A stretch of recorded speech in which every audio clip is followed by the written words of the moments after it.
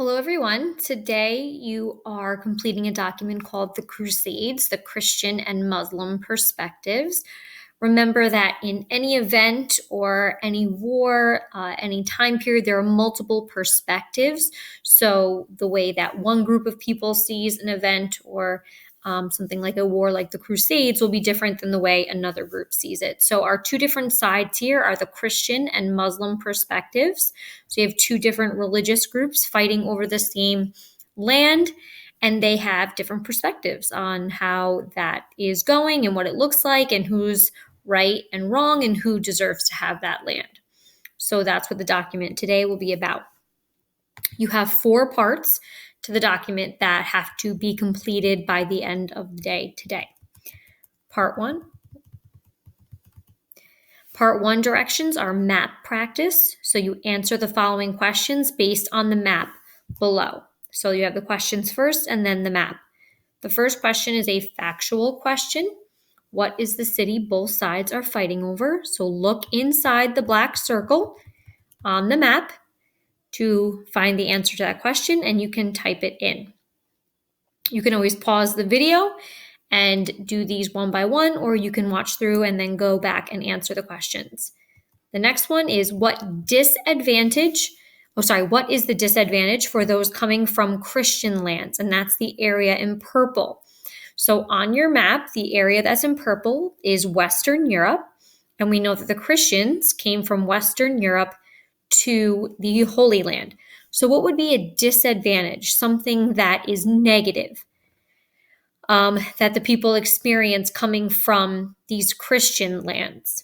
And then kind of the opposite of that question is what is the advantage or something good that comes from coming from the Muslim land? So you want to think about they're meeting in this Holy Land, which is circled there for you.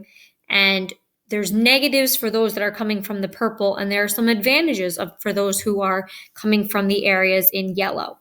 So think about those questions and look at the map and give them an answer. Part 2 directions are the Crusade story.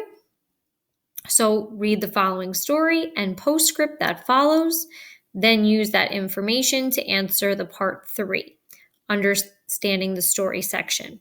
So I will read through the story for you and then talk a little bit about the parts that come afterwards.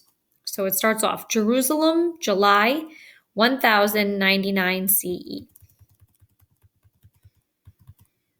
At last, we're camped just outside the walls of Jerusalem, said John to his friend Robert.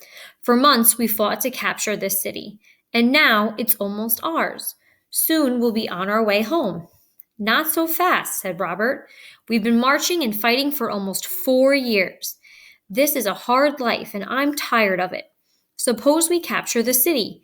Then what will happen? We may have to stay on. I don't think we'll ever get home to see our families. Why are you so discouraged? Asked John. The city is ours. We can see the Muslims are getting weaker. They have courage, but don't forget that the one true God is on our side. The fight will be over quickly. We'll be back home before you know it.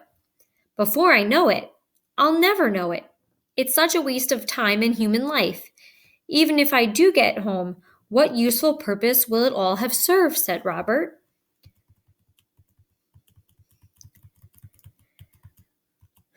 Don't be a fool, insisted John, his voice rising. We have learned more in this short time than in all other years of our lives. The other serfs on the manor will never believe what we have seen and done. Think of our great adventures, the tastes of strange food and spices. Have you forgotten the sights and sounds of different people, of great cities, works of art, churches? True, said Robert, but has it been worth the pain and suffering? I often wonder, why am I fighting these people?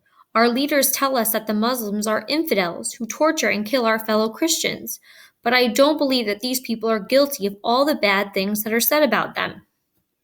Our Savior Jesus died here. It is our duty to capture the city of Jerusalem for all future Christians. You must believe this, added John. I am sorry. I want to believe it, said Robert, but there are other things I am very disappointed in the actions of many crusaders. They seem much more interested in looting, stealing from, the places they visit than in capturing the Holy Land for our religion. In our travels, we were often cheated by our fellow Christians. We have risked our lives, and the attack has started, shouted John excitedly. The enemy are fighting well, but we are pushing them back. Thousands of Muslims are running in wild panic. I told you we would be in Jerusalem very soon. You're right. They are running for their lives. Bodies are piling up on the wall and in the streets, but hundreds of our men are also being killed. My God, the slaughter, screamed John. But we've won. The city is ours. Would our Savior give us his blessing this day? Cried Robert. The postscript is what happens after. Many crusaders were eager to atone or make up for their sins by fighting for their religion. But the true religious purpose of the Crusades, to win the Christian Holy Land, such as Jerusalem from the Muslims, was often forgotten. Most of the soldiers were more concerned about escaping from their hard and boring lives at home, most likely as serfs. And for their part, many nobles were more interested in winning land and treasure.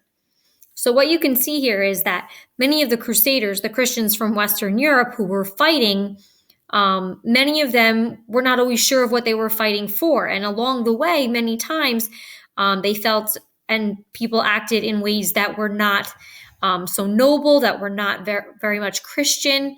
And people would go into towns and take from them. So a lot of people did question kind of their role in the Crusades. So the part 3 directions are understanding the story. So it says, which of the below statements would be true based on the story you read above? Write true or false in the center box and then explain your answer in the box all the way to the right. So I'll just talk about the first one first, just to give you an idea of what you're supposed to do, and then you can complete the rest on your own. So it said all Christians wanted to fight in the Crusades. So based on the story that we just read above, do you think this statement would be true or false? Did all Christians want to fight in the Crusades? So based on that, you would say either yes, true, or no, false, and explain why. So is there something in the text that tells you that this answer is either true or false? So you kind of want to be putting in text evidence, or at least explaining it really thoroughly in your own words. Okay, and you would do that for all of them. And then part 4 directions are a diary activity. So now we've been looking at the Christian side. You now need to go to the Muslim perspective. So you've just read a story from the side of the Christians. Now pretend you were a Muslim at the time of the First Crusade. Write a diary entry of at least 3 sentences from the point of view of the Muslim fighting on the other side of the First Crusade. So you want to think about what's the other side. What was it like for the Muslims who were living in that land and where the Christians were coming to fight for the Holy Land? So putting yourself in that perspective and writing a 3-sentence journal entry. So again, perspectives are trying to see both sides of an event, an argument, a war. So you want to try and put yourself in both perspectives or both points of view. If you have any questions and you're not sure about anything, please make sure that you email your teachers.